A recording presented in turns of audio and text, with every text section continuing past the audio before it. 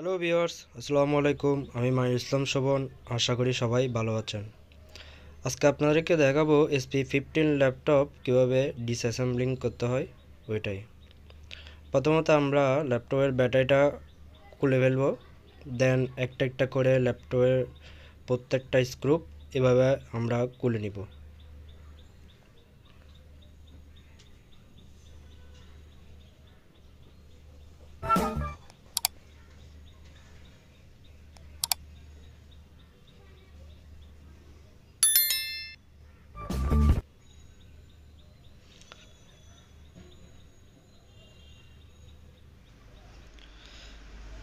দেন আমরা সিডি রোমটা খুলে নিব। সিডি রোমটা খোলার শেষে আমরা ওপেনার দিয়ে ল্যাপটপের পিছনের অংশটা, পিছনের কভারটা আমরা এভাবে আস্তে আস্তে করে খুলে নিব। আপনারা আপনাদের সুবিধা মতো এভাবে করে খুলে নেবেন। আমাদের পিছনের কভারটা অলরেডি খোলা শেষ।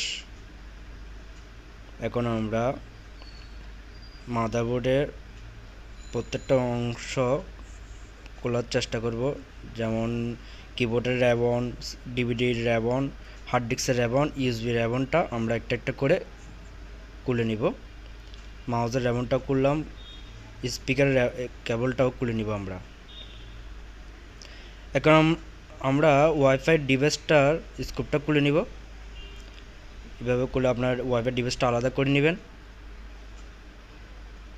তারপর আমরা মাদারবোর্ডে একটা একটা করে সবগুলো স্ক্রু খুলে নিব।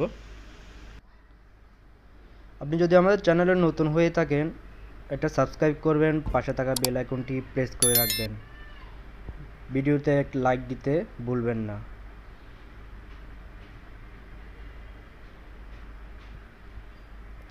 দেন আমরা প্রসেসরের উপরে হিটসিঙ্ক এর 4টা স্ক্রু এভাবে একটা একটা করে খুলে নিব।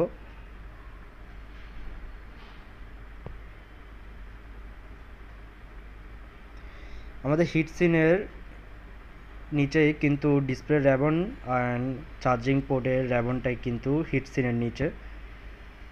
ডিসপ্লে র্যাবন অ্যান্ড চার্জিংয়ের কেবলটা খুলতে হলে আমাদের হিটসিনটা আগে আলাদা করতে হবে। আপনারা আরেকটা জিনিস খেয়াল রাখবেন, মাদারবোর্ডের একটা স্ক্রু কিন্তু হিটসিনের নিচেই। ওই স্ক্রুপটা না খুললে কিন্তু আপনি মাদারবোর্ডটা আলাদা করতে পারবেন না।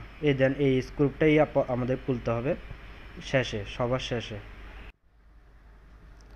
এখন আমরা মাদারবোর্ডটা আলাদা করে নিলাম। অলরেডি আমাদের SP15 ল্যাপটপ ডিসঅ্যাসেম্বলিং শেষের পথে। এখন আমরা হার্ড ডিস্কটা খুলছি। যদি আপনাদের খোলার প্রয়োজন পড়ে আপনারা এভাবে খুলে নেবেন।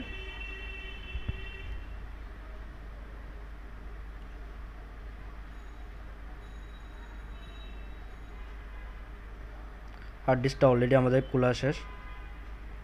ভিডিওটা ভালো লাগলে একটা লাইক দিবেন। এরকম আরও টেকনোলজি ভিডিও পেতে আমাদের চ্যানেলটা সাবস্ক্রাইব করে রাখবেন। পাশে থাকা বেল আইকনটি প্রেস করে রাখবেন। কেমন লাগলো ভিডিওটা অবশ্যই কমেন্ট করে জানাবেন। আল্লাহ হাফেজ, আসসালামু আলাইকুম।